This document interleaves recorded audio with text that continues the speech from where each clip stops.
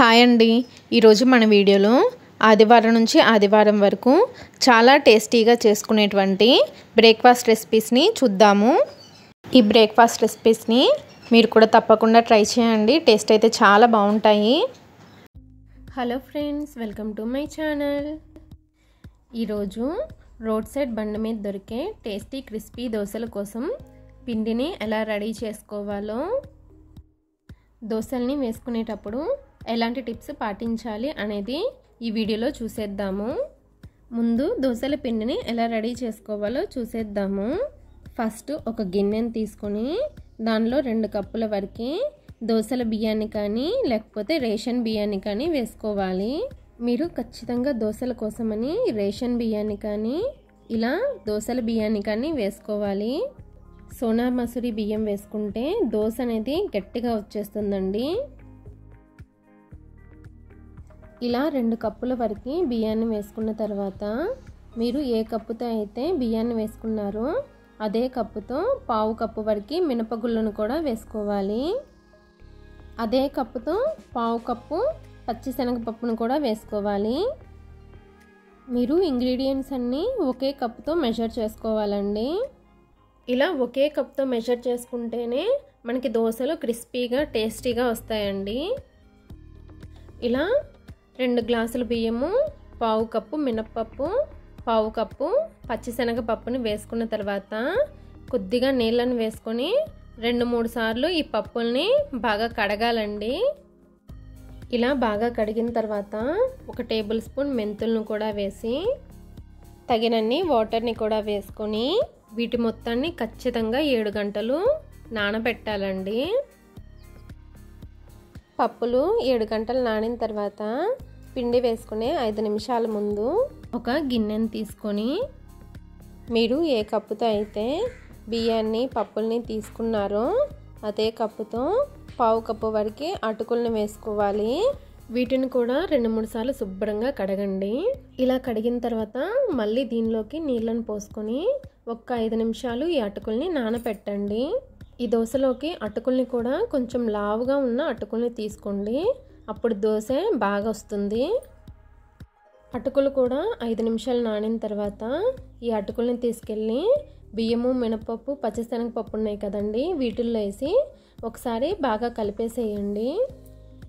ఇలా కలుపుకున్న తర్వాత ఈ పప్పులన్నింటినీ గ్రైండర్లో కానీ మిక్సీ జార్లో కానీ తీసుకొని తగినన్ని వాటర్ని వేసుకొని లైట్గా బరకగా ఉండేట్లు గ్రైండ్ చేసుకోవాలి. ఇలా దోశని లైట్గా బరకగా గ్రైండ్ చేసుకోవడం వలన దోశ అనేది క్రిస్పీగా వస్తుందండి. ఇలా గ్రైండ్ చేసుకున్న పిండిని ఒక గిన్నెలోకి తీసుకోవాలి. ఇలా గ్రైండ్ చేసుకున్న పిండిని కనీసం 8 నుంచి 10 గంటల వరకు పులియ పెట్టుకోవాలి. పిండి 8 గంటల తర్వాత చూసారు కదా ఎంత చక్కగా పులిసిందో. ఈ విధంగా పులిస్తేనే దోశ అనేది చాలా టేస్టీగా వస్తాయండి. ఇలా పులిసిన పిండిని నెమ్మదిగా ఒకే డైరెక్షన్లో ఒకసారి కలపండి. పిండిని ఎలా పడితే అలా కలిపితే పిండిలో ఉన్న ఎయిర్ గ్యాప్స్ అనేవి పోతాయండి. దోశ అనేది గట్టిగా వస్తుంది, అందుకని నెమ్మదిగా ఒకసారి ఇలా కలిపేసుకొని ఇప్పుడు ఇందులో నుండి మీకు కావాల్సినంత పిండిని వేరొక గిన్నెలోకి తీసేసుకోండి.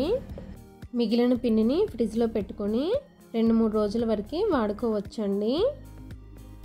ఇక్కడ కొద్దిగా పిండిని తీసుకొని మీ రుచికి తగ్గట్లు ఉప్పును కూడా వేసుకోండి. తర్వాత దీనిలోకి 1 టేబుల్ స్పూన్ అంతా చక్కెరని వేసుకోండి. ఇలా చక్కెరని వేసుకోవడం వలన దోశ రోడ్ సైడు బండి మీద దొరికే దోశ టేస్ట్ వస్తుందండి. దోశ కలర్ కూడా చాలా బాగా వస్తుందండి, టేస్ట్ కూడా బాగుంటుంది.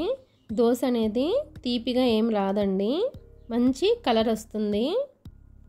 తర్వాత ఈ దోశలోకి మన సీక్రెట్ ఇంగ్రీడియంట్ అండి 2 టేబుల్ స్పూన్ల వరకు బొంబాయి రవ్వని వేసుకోండి. ఇలా బొంబాయి రవ్వని వేసుకోవడం వలన మనకి దోశ అనేది ఎక్స్ట్రా క్రిస్పీనెస్ వస్తుంది. బొంబాయి రవ్వని అస్సలు స్కిప్ చేయొద్దండి. బొంబాయి రవ్వని వేసుకున్న తర్వాత ఈ పిండిలో మనం వేసుకున్న ఉప్పు, పంచదార, బొంబాయి రవ్వ బాగా కలిసేట్లు కలపండి. ఇప్పుడు వాటర్ని ఏమీ యాడ్ చేయొద్దండి.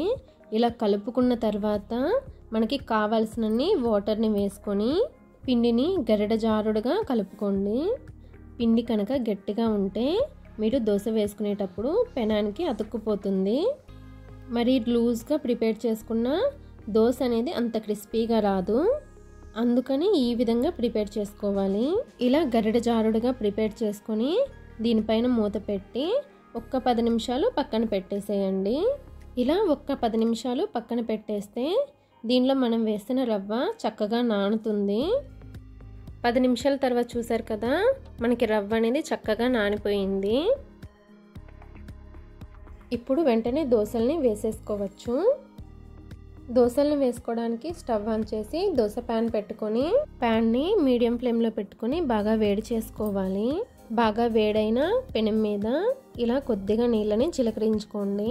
ఇలా నీళ్ళని చిలకరించుకోవడం వలన ఆల్రెడీ వేడైన పెనము కొద్దిగా వేడి తగ్గుతుంది. ఇలా నీళ్ళని చిలకరించుకోవడం వలన దోశలు అనేవి క్రిస్పీగా వస్తాయి. మనకి దోశను వేసుకోవడానికి కూడా చాలా ఈజీగా ఉంటుందండి. ఇలా నీళ్ళను వేసుకొని టిష్యూ పేపర్తో కానీ కాటన్ క్లాత్తో కానీ క్లీన్ చేసుకున్న తర్వాత మంటని లో ఫ్లేమ్లో పెట్టేసుకోండి. ఇలా మంటని లో ఫ్లేమ్లో పెట్టి ఒక గరిటెడు పిండిని తీసుకొని పెనం మధ్యలో వేసుకొని పల్చటి దోశలాగా స్ప్రెడ్ చేసుకోండి. దోశ చూసారా ఎంత చక్కగా వస్తుందో. మీకు వీలైనంత పల్చగా ఈ పిండితో దోశల్ని వేసుకోవచ్చు. దోశను వేసుకోవడం అయిపోయిన వెంటనే మంటని మీడియం ఫ్లేమ్లో పెట్టుకోవాలి.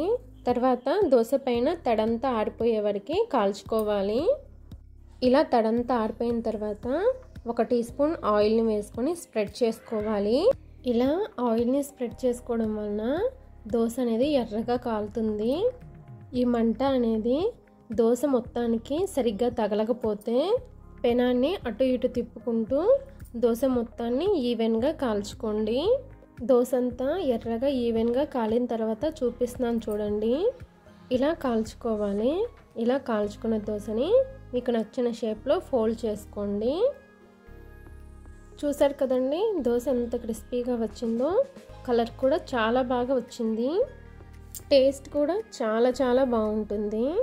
ఇదే విధంగా మిగిలిన పిండితో దోశల్ని మీకు ఎన్ని కావాలంటే అన్ని వేసుకోవచ్చు. కానీ ప్రతిసారి కూడా దోశను వేసుకునే ముందు ఇలా నీళ్ళని చిలకరించుకొని ప్యాన్ని క్లీన్ చేసుకున్న తర్వాత మాత్రమే దోశను వేసుకోవాలి. అప్పుడే మీకు ఎన్ని దోశలు వేసుకున్నా క్రిస్పీగా వస్తాయి. చూసారు కదా రోడ్ సైడ్ బండి మీద దొరికే దోశల్ని ఎలా వేసుకోవచ్చు.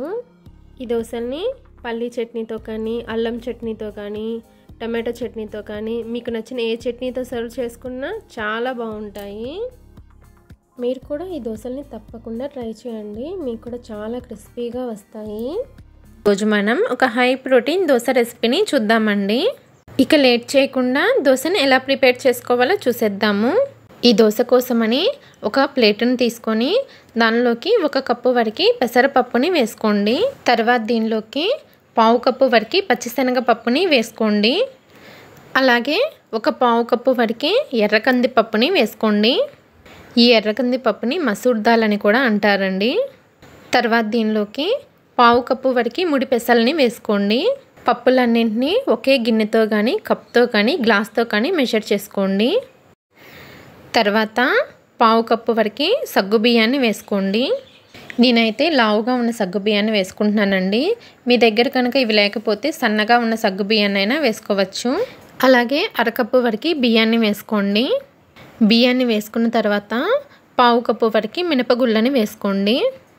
తర్వాత దీనిలోకి 1 టేబుల్ స్పూన్ వరకు మెంతుల్ని వేసుకోండి. తర్వాత ఈ పప్పులన్నింటినీ ఒక గిన్నెలోకి తీసుకొని వాటర్ని వేసుకొని 2-3 సార్లు శుభ్రంగా కడగండి. వాటర్తో పప్పుల్ని 2-3 సార్లు శుభ్రంగా కడిగిన తర్వాత ఈ వాటర్ని వంచేసేసి మళ్ళీ ఫ్రెష్ వాటర్ని వేసుకొని ఒక ఫుల్ నైట్ లేదా 8 గంటలు ఈ పప్పుల్ని నాననివ్వండి. పప్పులు నైట్ అంతా నానిన తర్వాత చూపిస్తున్నాను చూడండి. మనకి పప్పులు చక్కగా నానిపోయాయి. ఇప్పుడు వీటిని గ్రైండ్ చేసుకోవడానికి ఒక మిక్సీ జార్ తీసుకొని మిక్సీ జార్లో సరిపడినన్ని పప్పుల్ని వేసుకోండి. తర్వాత కొద్దిగా అల్లం, 2 పచ్చిమిరపకాయలు, 1 స్పూన్ జీలకర్ర, పప్పుల్ని గ్రైండ్ చేసుకోవడానికి తగినన్ని వాటర్ని వేసుకొని పిండిని కొద్దిగా బరకగా గ్రైండ్ చేసుకోండి. ఇలా గ్రైండ్ చేసుకున్న పిండిని ఒక గిన్నెలోకి తీసుకోండి. పిండిని గ్రైండ్ చేసుకున్న తర్వాత దీనిలోకి రుచికి తగినంత ఉప్పు వేసుకొని బాగా కలుపుకోండి. పిండి కన్సిస్టెన్సీ చూసారు కదండి, ఈ విధంగా ఉండాలి. దోశల పిండి రెడీ అయిపోయింది కదండి. ఇప్పుడు దోశలు వేసుకోవడానికి స్టవ్ ఆన్ చేసి ప్యాన్ పెట్టి ప్యాన్ని మీడియంగా వేడి చేసుకోవాలి. ప్యాన్ వేడైన తర్వాత ప్యాన్ పైన కొద్దిగా ఆయిల్ వేసి దాన్ని ఉల్లిపాయతో ప్యాన్ అంతా స్ప్రెడ్ చేయండి. తర్వాత 1 నుంచి 1.5 గరిటె వరకు దోశ పిండిని వేసుకొని వీలైనంత పలుచగా పిండిని స్ప్రెడ్ చేసుకోండి. ఇలా పిండిని స్ప్రెడ్ చేసుకున్న తర్వాత దోశ పైన తడి అంతా ఆరే వరకు దోశని కాల్చుకోవాలి. దోశ పైన తడి ఆరిన తర్వాత కొద్దిగా ఆయిల్ని వేసుకోండి. తర్వాత పెనాన్ని అటు ఇటు తిప్పుకుంటూ దోశ మొత్తం ఈవెన్గా కాలేట్లు కాల్చుకోండి. దోశ ఒకవైపు కాలిన తర్వాత రెండో వైపు కూడా తిప్పి దోశని కాల్చుకోవాలి. ఇలా దోశ 2 వైపులా కాల్చుకున్న తర్వాత మీకు నచ్చిన షేప్లో ఫోల్డ్ చేసుకొని సర్వింగ్ ప్లేట్లోకి తీసేసుకోవడమేనండి. ఈ దోశలు ఏ చట్నీతో సర్వ్ చేసుకున్నా చాలా బాగుంటాయండి. తప్పకుండా మీరు కూడా ట్రై చేయండి. వీడియో కనుక మీకు నచ్చినట్లయితే లైక్ చేసి షేర్ చేసి సబ్స్క్రైబ్ చేసుకోండి. Thanks for watching. ఈరోజు మన రెసిపీ వచ్చేసి మసాలా ఇడ్లీ అండి. ఇడ్లీని ఎప్పుడు చట్నీ సాంబార్తో కాకుండా ఇలా మసాలా స్టఫింగ్తో ఎలా తయారు చేసుకోవాలో వీడియోలోకి వెళ్ళి చూసేద్దాము.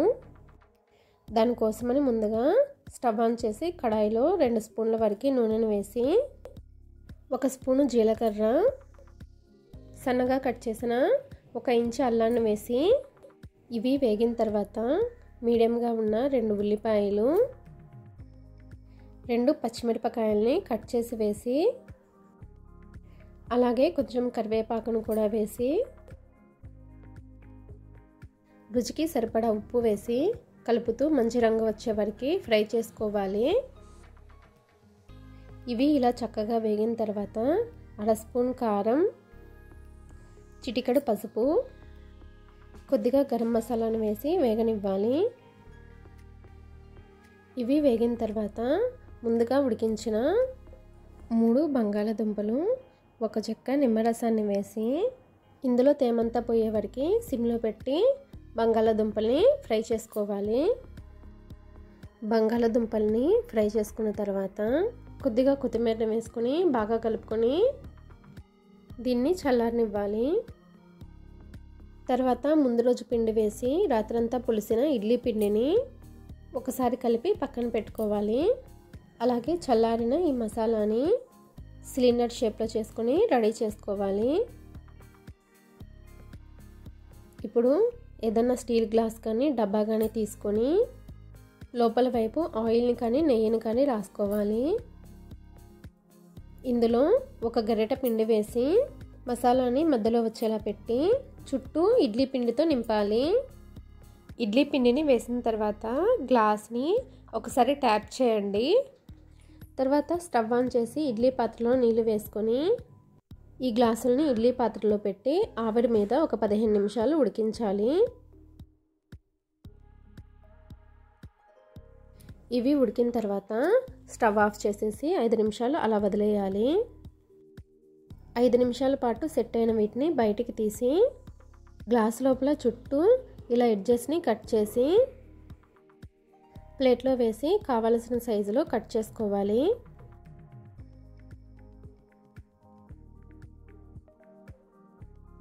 ఇలా కావలసిన సైజులో కట్ చేసుకుని సర్వ్ చేసుకుంటే ఎలాంటి చట్నీ సాంబార్ లేకుండా మసాలా స్టఫింగ్తో ఇడ్లీ అయితే రెడీ అయిపోయినట్లేనండి. ఈరోజు మన వీడియోలో దోసపిండి లేకుండా నెయ్యి కారం దోశని ఎలా ప్రిపేర్ చేసుకోవచ్చో చూద్దామండి. ఈ దోశ టేస్ట్ చాలా బాగుంటుందండి. ఈ దోశని తయారు చేసుకోవడానికి ఒక మిక్సీ జార్ తీసుకొని 1 కప్పు బొంబాయి రవ్వని వేసుకోండి. దీన్ని సుజీ రవ్వ, ఉప్మా రవ్వ అని కూడా అంటారు. తర్వాత 2 టేబుల్ స్పూన్లు గోధుమ పిండిని వేసుకోండి. తర్వాత ఈ రెండింటిని కొద్దిగా కోర్స్గా గ్రైండ్ చేసుకోవాలి. మరీ మెత్తగా గ్రైండ్ చేసుకోకుండా కొద్దిగా బరకగా గ్రైండ్ చేసుకోండి. తర్వాత దీంట్లోనే రుచికి సరిపడినంత ఉప్పును వేసుకోండి. అలాగే ఏ కప్పుతో అయితే బొంబాయి రవ్వను వేసుకున్నారో అదే కప్పుతో 1 కప్పు పెరుగును వేసుకోండి. పెరుగుని కూడా వేసుకున్న తర్వాత 2 టేబుల్ స్పూన్ల వరకు నీళ్ళను వేసుకోండి. తర్వాత ఈ పిండిని గ్రైండ్ చేసుకోవాలి. పిండిని కొద్దిగా గట్టిగానే గ్రైండ్ చేసుకోండి. చూసారు కదా, ఈ విధంగా కొద్దిగా గట్టిగా గ్రైండ్ చేసుకోవాలి. తర్వాత ఈ పిండిని ఒక గిన్నెలోకి తీసుకొని మూత పెట్టి ఒక 10 నిమిషాల పాటు పక్కన పెట్టేసేయండి. తర్వాత దోశ పైన వేసుకోవడానికి నెయ్యి కారాన్ని ప్రిపేర్ చేసుకుందాము.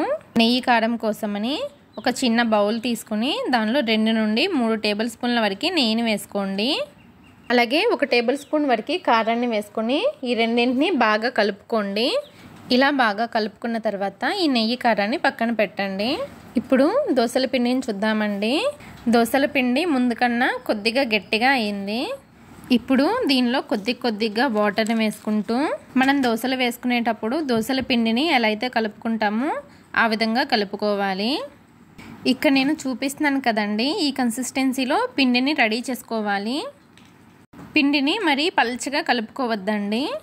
పిండిని ఇలా గరిట జారుడుగా కలుపుకున్న తర్వాత ఈ పిండిలో ఒక 1/2 టీ స్పూన్ వంట సోడాని వేసుకోండి.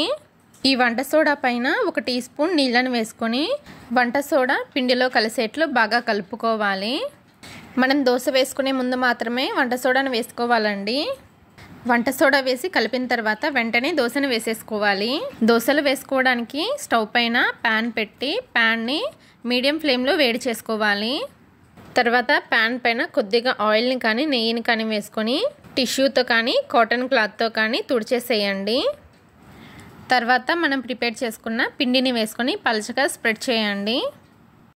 దోశను వేసుకునేటప్పుడు మంటని లో ఫ్లేమ్లో ఉంచండి. దోశను వేసుకునేటప్పుడు మంటని మీడియంలో కానీ హైలో కానీ పెడితే దోశ సరిగ్గా స్ప్రెడ్ అవ్వదండి. అందుకని దోశని లో ఫ్లేమ్లో పెట్టి స్ప్రెడ్ చేసుకోవాలి. ఇలా దోశని స్ప్రెడ్ చేసుకున్న తర్వాత మంటని మీడియం ఫ్లేమ్లో పెట్టుకొని దోశ పైన ఉన్న తడంతా ఆరిపోయే వరకు ఉడికించాలి.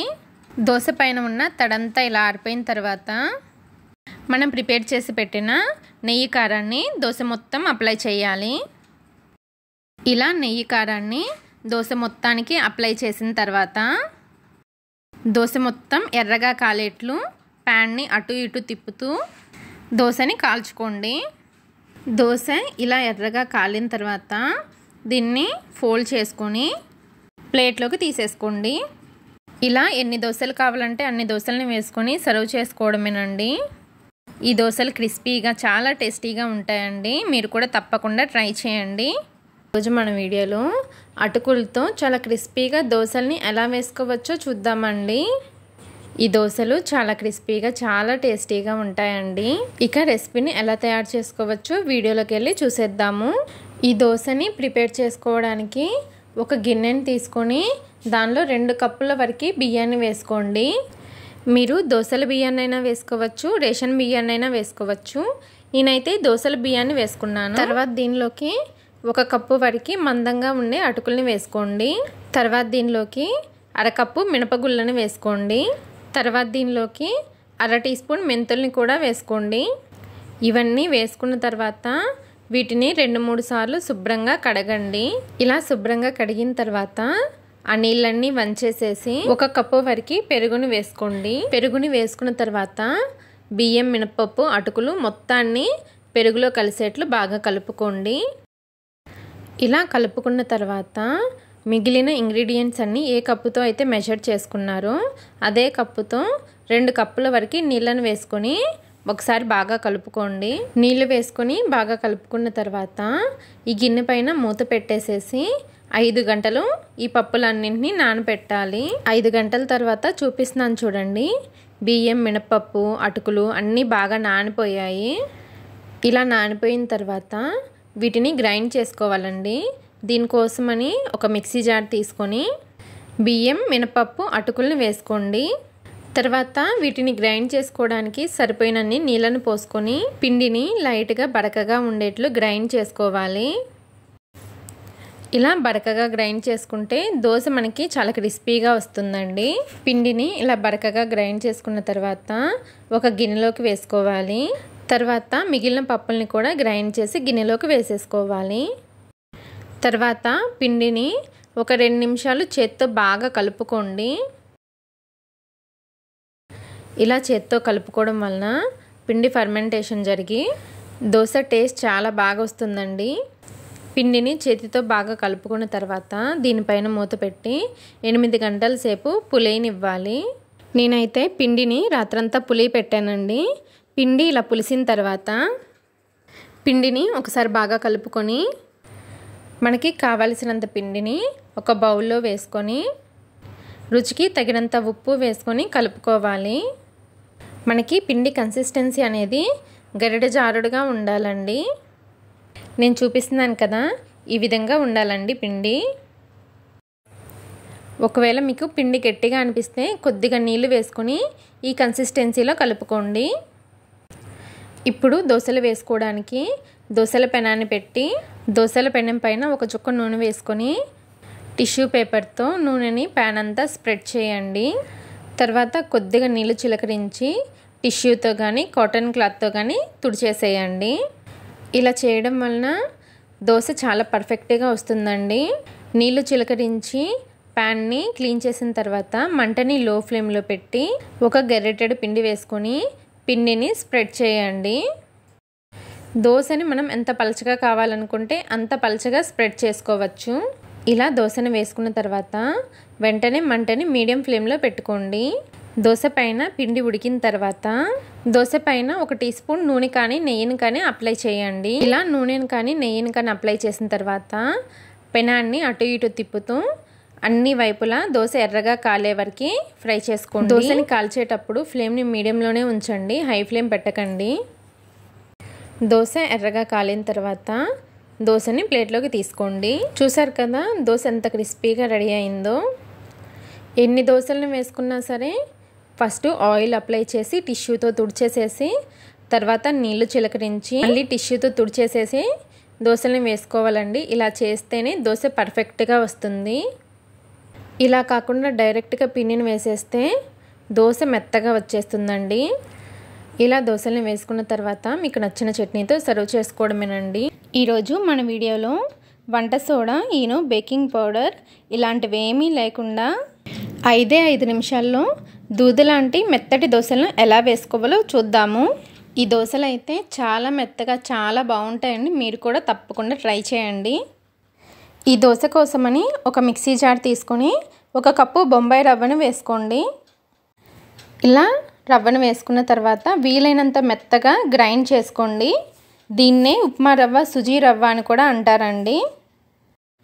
ఇలా గ్రైండ్ చేసుకున్న తర్వాత ఇందాక ఏ కప్పుతో అయితే రవ్వను తీసుకున్నామో అదే కప్పుతో 1 కప్పు ఉడికించిన అన్నాన్ని వేసుకోండి.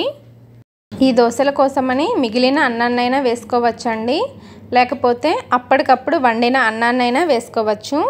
అన్నం వేసుకున్న తర్వాత అదే కప్పుతో 1 కప్పు వరకు పులిసిన పెరుగును వేసుకోండి. ఇలా పెరుగును వేసుకోవడం వలన దోశ టేస్ట్ చాలా బాగుంటుందండి. తర్వాత రుచికి తగినంత ఉప్పును వేసుకోండి. తర్వాత దీనిలో నీళ్ళేమీ వేసుకోకుండా ఒకసారి మెత్తగా గ్రైండ్ చేసుకోండి. చూసారు కదా, ఇలా మెత్తగా గ్రైండ్ చేసుకోండి. ఇలా గ్రైండ్ చేసుకున్న తర్వాత అదే కప్పుతో 1 కప్పు నీళ్లు పోసుకోండి.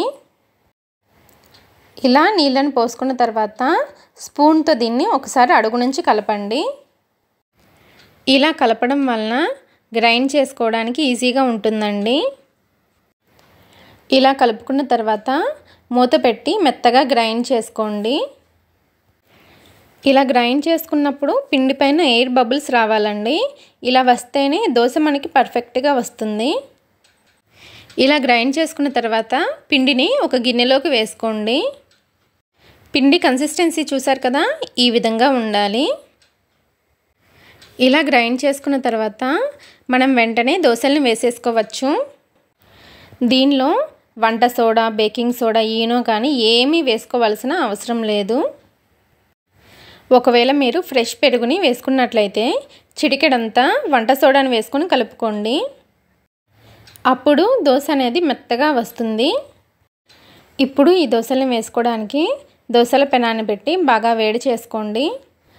పెనం బాగా హీట్ అయిన తర్వాత మంటని మీడియం ఫ్లేమ్లో పెట్టి మనం ప్రిపేర్ చేసుకున్న పిండిని 1 లేదా 2 గరిటెలు వేసుకొని కొంచెం మందంగా స్ప్రెడ్ చేయండి. దోశ పైన పిండి ఉడికిన తర్వాత దీనిపైనుంచి 1 టీ స్పూన్ ఆయిల్ని వేసుకోవాలి. ఈ దోశ ఒకవైపు కాలిన తర్వాత రెండో వైపుకు కూడా తిప్పుకొని దోశని కాల్చి సర్వింగ్ ప్లేట్లోకి సర్వ్ చేసుకోవడమేనండి. ఇదే పిండితో మీకు ఎన్ని దోశలు కావాలంటే అన్ని దోశలను వేసుకొని సర్వ్ చేసుకోవడమేనండి. దోశల్ని వేసుకున్న తర్వాత మీకు నచ్చిన ఏ చట్నీతో అయినా సరే సర్వ్ చేసుకోవచ్చండి. ఒకవేళ చట్నీ కనుక లేకపోయినట్లయితే ఇంట్లో నిలవ పచ్చళ్ళు ఉంటాయి కదండి, వాటితో అయినా సర్వ్ చేసుకోవచ్చు. దోశలు అయితే చాలా బాగుంటాయి. ఈ దోశల రెసిపీని మీరు కూడా తప్పకుండా ట్రై చేయండి. రోజు మన రెసిపీ వచ్చేసి వడలండి.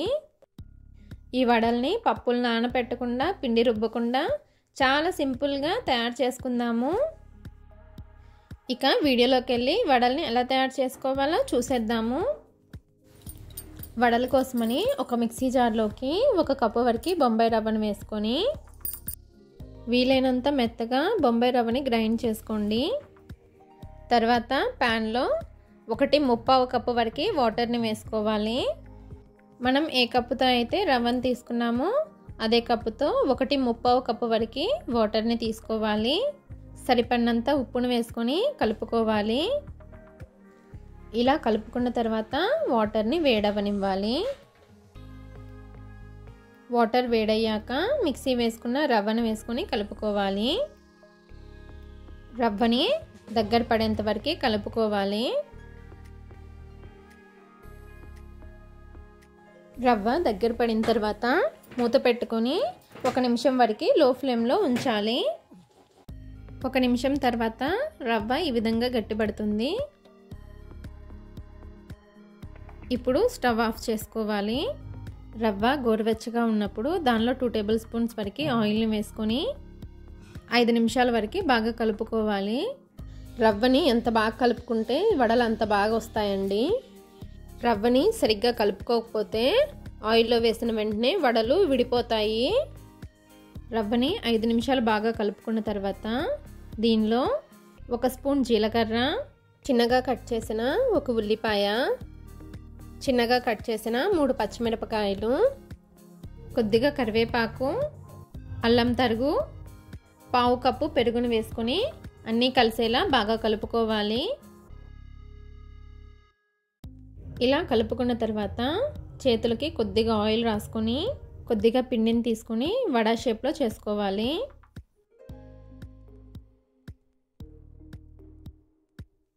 ఇలా చేసుకున్న తర్వాత వడల్ని ప్లేట్లోకి తీసుకోవాలి. ఇలా చేసుకున్న తర్వాత ఈ ప్లేట్ని పక్కన పెట్టి వీటిని డీప్ ఫ్రై చేయడానికి ఆయిల్ని తీసుకొని ఆయిల్ని బాగా హీట్ అవ్వనివ్వాలండి. ఆయిల్ కాగిన తర్వాత వడల్ని వేసుకొని వెంటనే తిప్పేయకండి. వడల్ని కొంచెం కాలిన తర్వాత 2 వైపులా తిప్పుకుంటూ ఫ్రై చేసుకోండి. మనకి వడలు పర్ఫెక్ట్గా రావాలనుకుంటే రవ్వ చల్లారిన తర్వాత బాగా కలుపుకోవాలండి. ఇంకోటి ఏంటంటే ఆయిల్ కూడా వేడిగా ఉండాలి. ఇంకోటి ఏంటంటే వడల్ని ఆయిల్లో వేసిన తర్వాత వెంటనే తిప్పేయకండి. రవ్వని సరిగ్గా కలపకపోయినా ఆయిల్ అనేది కాగకుండా వేసినా కానీ వడల్ని వెంటనే తిప్పేసినా కానీ వడలు విడిపోతాయండి. ఆయిల్ మొత్తం పాడైపోతుంది. చూసారు కదండి, మంచి కలర్తో వడలు బాగా ఫ్రై అయినాయి. ఇప్పుడు వీటిని ఒక ప్లేట్లోకి తీసేసుకొని సర్వ్ చేసేసుకోవడమేనండి. ఇదే విధంగా మిగిలిన వడలను కూడా వేసేసుకొని సర్వ్ చేసేసుకోండి. ఈ వడలు పల్లీ చట్నీతో కానీ టమాటో చట్నీతో కానీ సర్వ్ చేసుకుంటే చాలా బాగుంటాయండి. చూసారు కదండి వడల రెసిపీని ఎలా తయారు చేసుకోవచ్చు. ఓకే అండి, ఈ వడల రెసిపీ కనుక మీకు నచ్చినట్లయితే నా ఛానల్ని లైక్ చేయండి, షేర్ చేయండి. మరిన్ని వీడియోస్ కోసం నా ఛానల్ని సబ్స్క్రైబ్ చేసుకోండి. Okay, thank you. ఈరోజు వీడియోలో బాగా పులిసిన దోశ పిండితో పునుగుల్ని ఎలా తయారు చేసుకోవాలో చూద్దామండి. ఈవినింగ్ స్నాక్స్గా పిల్లలకి ఇవ్వండి, చాలా ఇష్టంగా తింటారు. ఇప్పుడు ఈ పునుగుల రెసిపీని ఎలా తయారు చేసుకోవాలో వీడియోలోకి వెళ్ళి చూసేద్దాము. పునుగుల్ని ప్రిపేర్ చేసుకోవడానికి ఒక బౌల్ తీసుకొని దానిలో 1 కప్పు వరకు బాగా పులిసిన దోశ పిండిని వేసుకోవాలి. దీనిలోనే 1 కప్పు వరకు మైదా పిండిని కూడా వేసుకోండి. మీరు మైదా పిండి వద్దనుకుంటే మైదా పిండి ప్లేస్లో గోధుమ పిండిని కూడా వేసుకోవచ్చండి. టేస్ట్ అయితే ఏం మారదు, కాకపోతే కొంచెం కలర్ మారుతుంది. తర్వాత మైదాని దోశ పిండిని బాగా కలుపుకోండి. పిండిని బాగా కలుపుకున్న తర్వాత దీనిలోకి సన్నగా కట్ చేసిన ఒక ఉల్లిపాయ, చిన్న ముక్కలుగా కట్ చేసుకున్న 2 పచ్చిమిరపకాయలు, కొంచెం కరివేపాకును వేసుకోండి. అలాగే 1 టీ స్పూన్ అంత జీలకర్ర, మీ రుచికి తగినంత ఉప్పును వేసుకొని ఒకసారి బాగా కలుపుకోండి.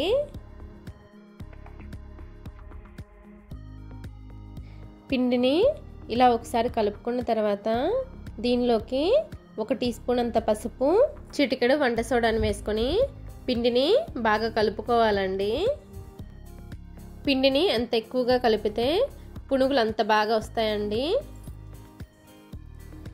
పిండిలో వాటర్ని ఏమీ యాడ్ చేయాల్సిన అవసరం లేదండి. ఒకవేళ వాటర్ కనుక అవసరం అనిపిస్తే కొద్దిగా వాటర్ని యాడ్ చేసి బాగా కలుపుకోండి. ఎక్కువగా వాటర్ని యాడ్ చేస్తే పిండి పలచనైపోయి పునుగులు వేసినప్పుడు పునుగులు ఆయిల్ని బాగా పీల్ చేస్తాయండి. అందుకని అవసరమైతేనే వాటర్ని యాడ్ చేసుకోండి. ఇలా బాగా కలుపుకున్న పిండిని మూత పెట్టి ఒక 10 నిమిషాలు పక్కన పెట్టేసేసేయండి. 10 నిమిషాల తర్వాత ఈ పిండిలో 2 టేబుల్ స్పూన్స్ వరకు పెరుగును వేసుకొని బాగా కలుపుకోండి. పెరుగుని వేసుకోవడం వల్ల పునుగుల టేస్ట్ అనేది చాలా బాగుంటుందండి. పిండిని ఎంత బాగా మిక్స్ చేసుకుంటే పునుగులు అంత బాగా వస్తాయండి.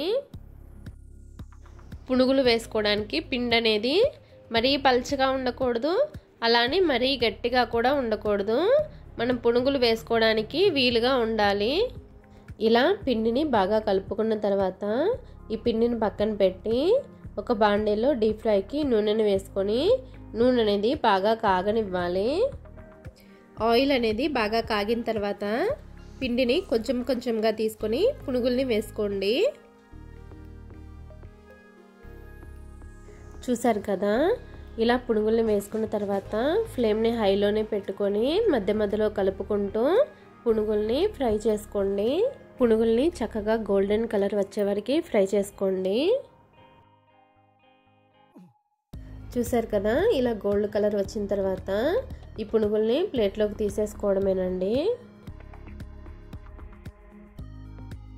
చూసారు కదండి, చాలా సింపుల్గా పునుగుల్ని ఎలా తయారు చేసుకోవచ్చు. ఇదే విధంగా మిగిలిన పిండితో పునుగుల్ని వేసుకొని సర్వ్ చేసేసుకోవడమేనండి. ఈ పునుగుల్ని ఏదైనా చట్నీతో సర్వ్ చేసుకున్న టేస్ట్ అనేది చాలా బాగుంటుందండి.